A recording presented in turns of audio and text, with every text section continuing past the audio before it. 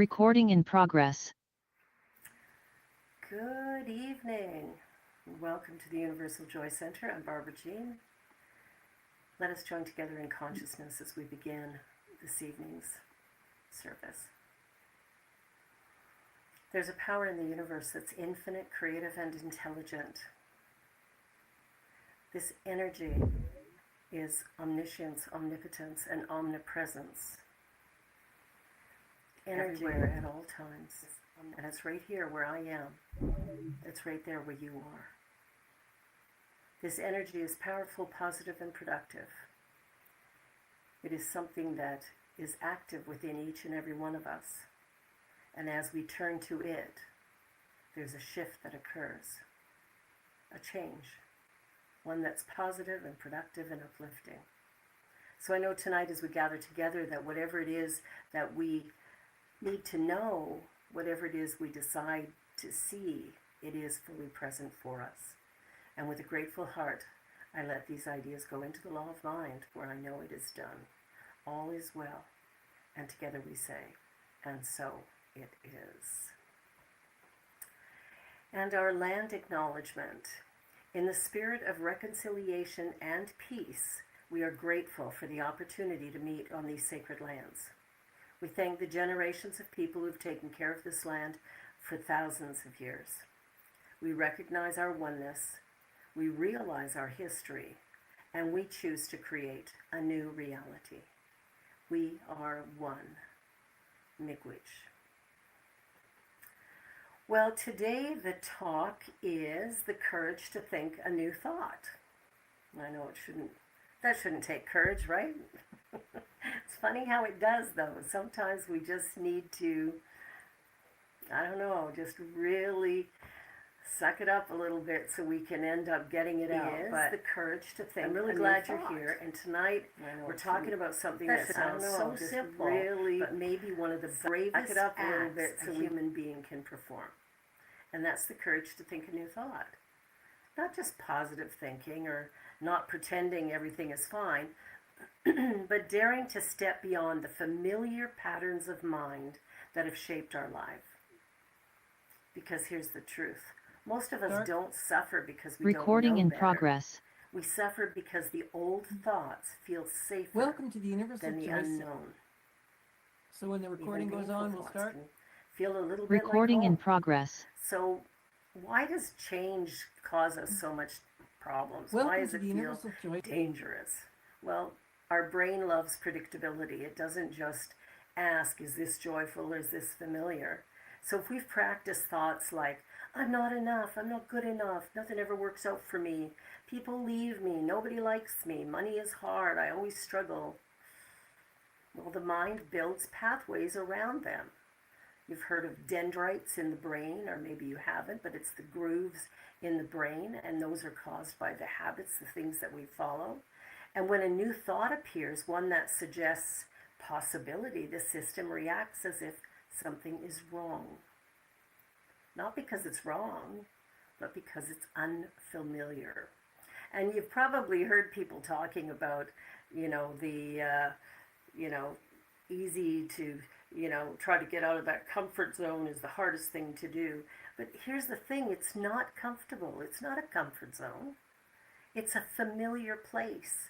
And there's a big difference between familiarity and comfort. So it does take courage to kind of step out. And, I was thinking about birds and, an eagle, a little baby eagle in its nest, and it's high up on a cliff, and it's been fed and warmed and protected. The nest is everything it knows. But then one day the mother eagle nudges it toward the edge. And, with its resistance, the little eagle tries to resist and, maybe screams like, stay here, this is safe. But the edge gets closer and closer. And then finally, there's no more nest beneath its feet. It falls. But in that terrifying moment, something ancient awakens. The wings open, the air catches, the falling becomes flying. The sky was always there, but flight required stepping off what felt secure. Well, new thoughts are kind of like that. They're like that first flight. When we release an old belief, there's often a brief free fall. Who am I without this story? And what if I fail? What if I hope and get hurt again? What if I become someone different? Yes, exactly. You will become someone different. You'll become someone freer. I mean, think about it for a minute. The journey that we're all on, like we've got a set of belief systems that we probably don't even know that we have or that we believe. Yeah. Because where did they come from? We didn't make them up. They came from parents, siblings, teachers, neighbors, friends. They came from all over the place. But here's the thing, that the hidden cost of that old thinking is that those patterns just don't limit us, they define us. And sometimes we hold on to suffering because it gives us identity. I'm the strong one, I'm the victim, I'm the one who always sacrifices, I'm the one who struggles. But Spirit is not committed to your old identity. Spirit is committed to your expansion. See, there are no limits for us.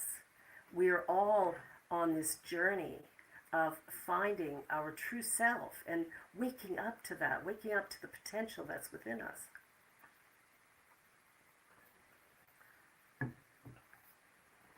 So let me share just a little story here. A woman goes to the doctor complaining of terrible foot pain. He examined her and said, "Your shoes are 2 sizes too small." She said, "I know." Confused, he asked, "Then why don't you get bigger shoes?" She replied, "Because at the end of the day, taking them off is the only pleasure I have." Whoa. So we laugh, but how often do we do this psychologically? We tolerate tight beliefs, painful stories, limiting identities because relief feels like joy. But imagine a life where you didn't have to hurt to feel good. So in the science mind, we understand that thought is creative, belief is directive, and consciousness is causative. Life mirrors our dominant mental equivalent. And a mental equivalent is, kind of what we believe about a certain thing. So it'd be a little bit like taking a measuring cup and putting in half a cup of water. You've got room for a full cup, right? But you don't have room for 2 cups, right? The mental equivalent is the cup. So you could put in more, but you can't put in double. It won't fit. So a new life doesn't begin with new circumstance, it begins with a new thought, sustained long enough to become a new inner reality. So what's this courage about? Well, courage is willing to look at something that frightens us a bit, that we're not sure about. It's something that, it isn't loud, it isn't bravado. Often courage sounds like a whisper.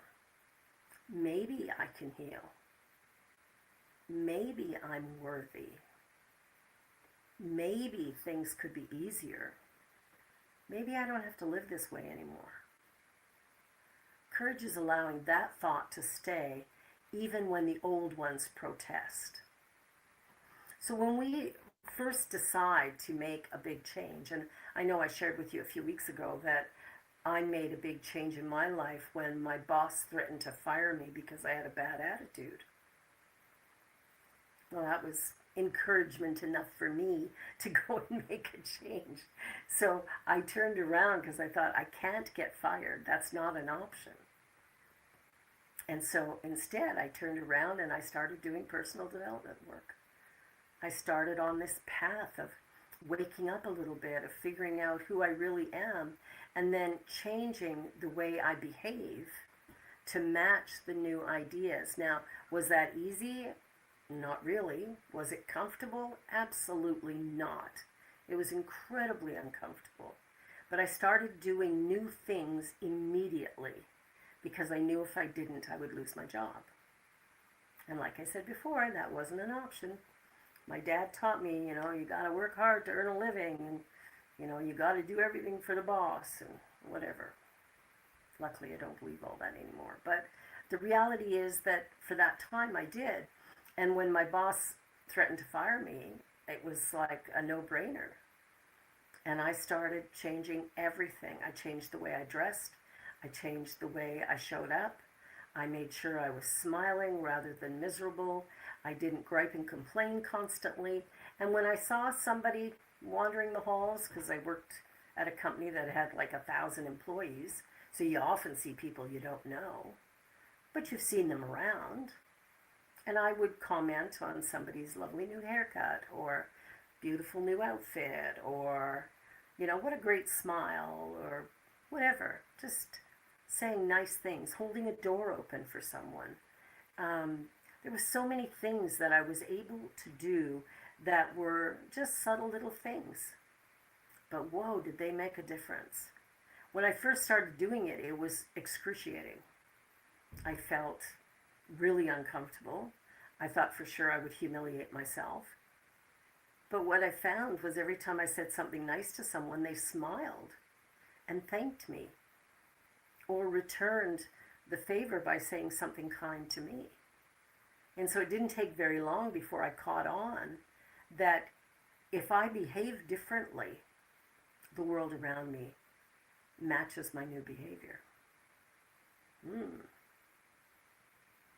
So courage is really about taking that step into the unknown and doing the different thing, the thing that we're kind of afraid to do. And the gap between the old and the new, that transition space, kind of a psychological open water. It's not the old shore, and it's not the new one, and this is where often we turn back. But this is where transformation happens. Because in this space, we're no longer defined by the past. We become available to possibility. And that is a really great place to be. After I, got over my bad attitude, I ended up receiving a promotion shortly thereafter to work on a new weekly newspaper that we were launching.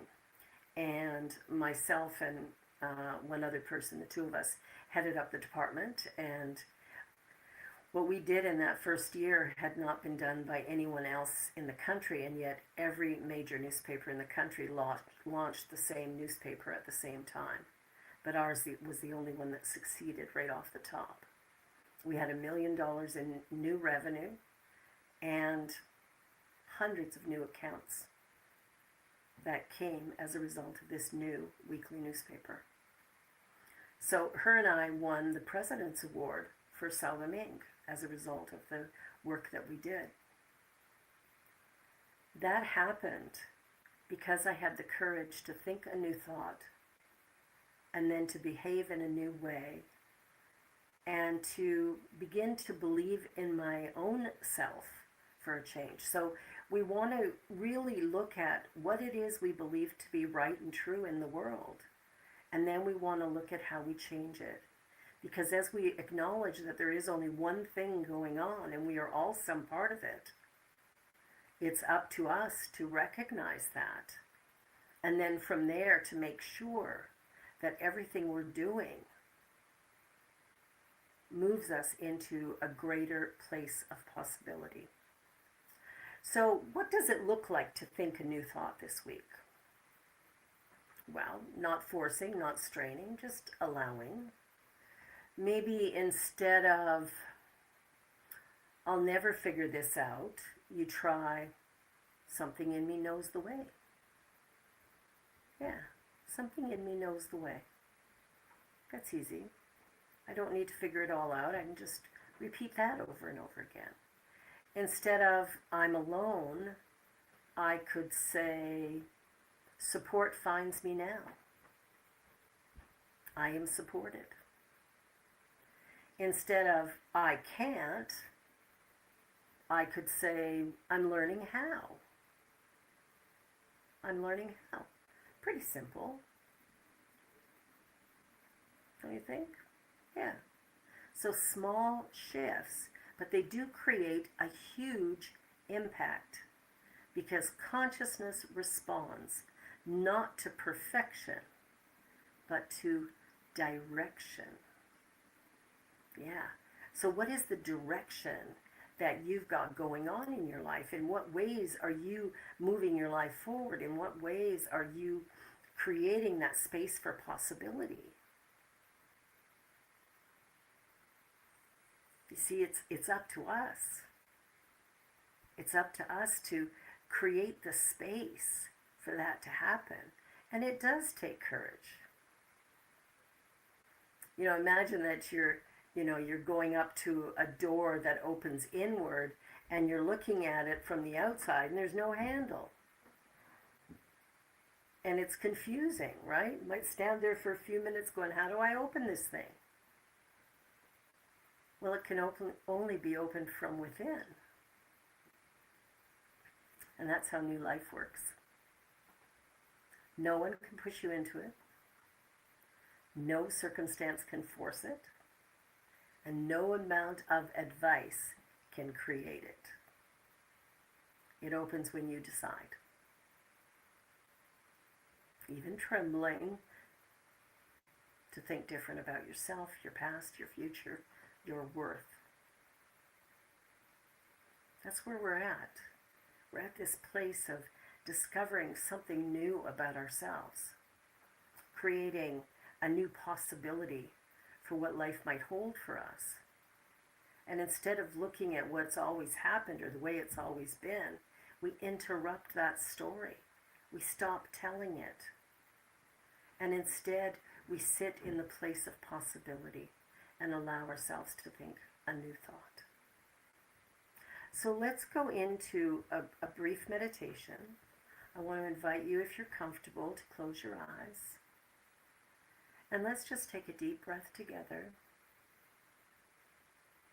And as you exhale, just allowing your body to rest into your seat a little more comfortably, possibly. Maybe place your feet on the floor. And take another deep breath in.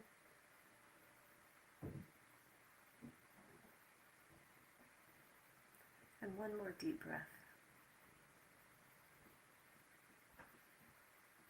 And I want you to imagine that you've got this big backpack in your bedroom. And you're filling it up. You're filling it up with all of the things you no longer need. And by things, I mean thoughts. You're putting in there ideas of limitation, value, all the negative things you were taught or that you learned about yourself, that you started to believe about yourself. Just take all of that stuff and put it in the backpack. And when the backpack's full, put it on your back and let's take a walk. And we're walking out of our homes and walking down to a park. And in the middle of this park is a little creek. And I invite you just to sit beside the creek, maybe kick your shoes and socks off and rest your feet in the water, feeling the nice coolness of it on this beautiful warm day.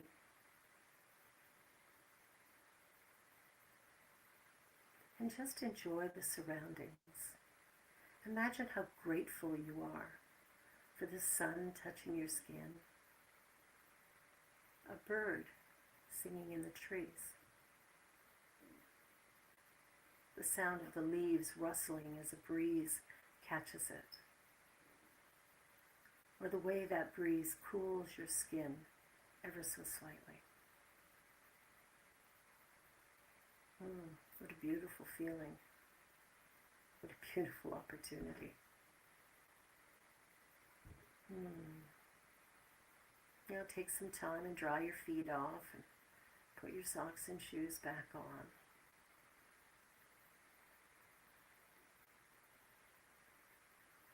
And as you get up to leave, take your backpack, unzip it, and pour out the contents.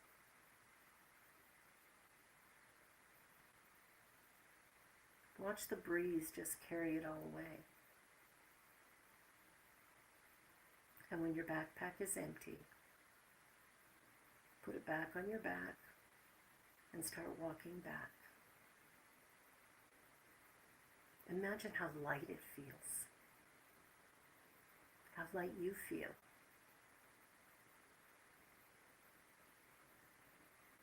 Maybe there's a smile on your face as you journey along. And as we come back into this room and back into this space, I invite you to just wiggle your toes. And when you feel ready, just opening your eyes.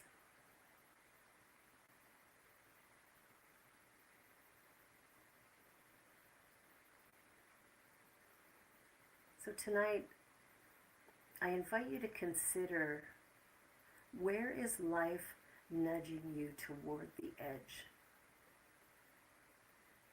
Not to harm you, not to abandon you, but because you're ready. You're not losing a place of comfort, you're discovering freedom. And the moment you dare to think a new thought, life rushes in to meet you.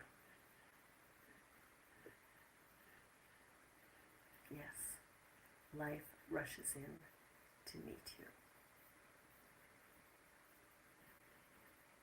Repeat after me. I'm learning how. Support is here now. Something in me knows the way. Because consciousness responds not to perfection, but to direction. Thank you.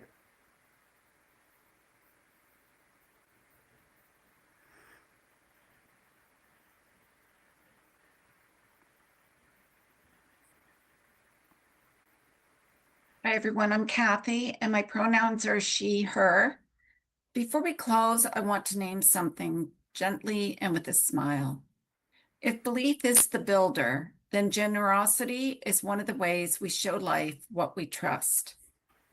Giving isn't payment, it's participation. It's us saying, I believe this matters. I believe in what's being built here. I believe there's enough. And if you don't feel moved by tonight, no pressure at all. That's just information, not a failure. But if you do feel a quiet yes, this is one of the ways belief becomes visible. So please repeat our abundance affirmation after me. As I give, so I receive.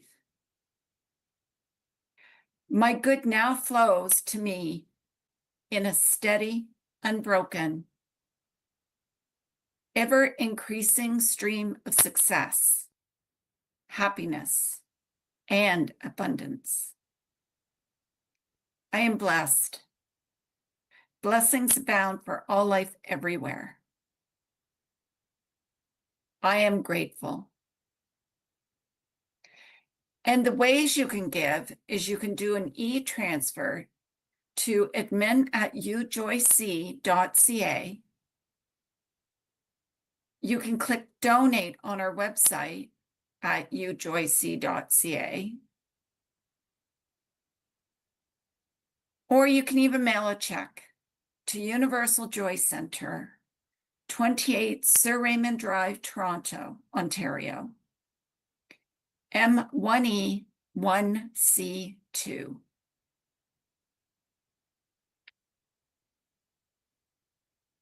And I just want to let you know that we have many opportunities for you to join us. We've got classes, events, and general information will be found on our website at ujoyc.ca, plus the link to our Wednesday gatherings. For those of you watching through Facebook or YouTube, Please join us now for questions and ahas on Zoom. The link is in the chat. Now Barbara will do a closing treatment.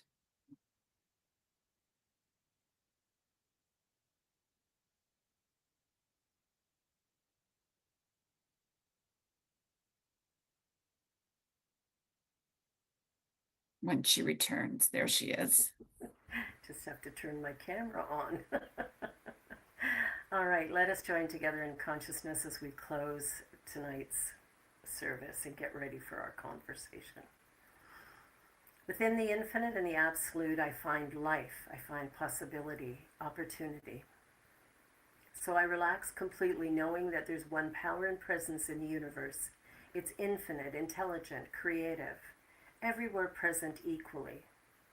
As I relax into that idea and that truth, I know that it is right here, being me, that I am one with it. And it is in that oneness that I discover strength and wisdom, courage, passion. And I stand up in this moment and I allow myself to discover something truly wonderful in my life and in my experience by changing my thinking. I do it easily and comfortably. I do it with affirmations and with patience, with love and compassion. I do it with kindness and understanding. And I trust myself completely. It is in that love, that self-trust, that I know that this week I am opening doors from the inside. I see my potential, possibility, and I'm excited and delighted by it. I know who I am and where I'm headed, and I know that good follows me wherever I go. So I take a breath, a sigh of relief, knowing that good is right here, right now.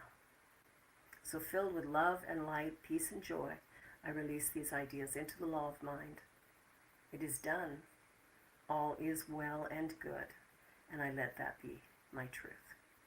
And together we say, and so it is. And now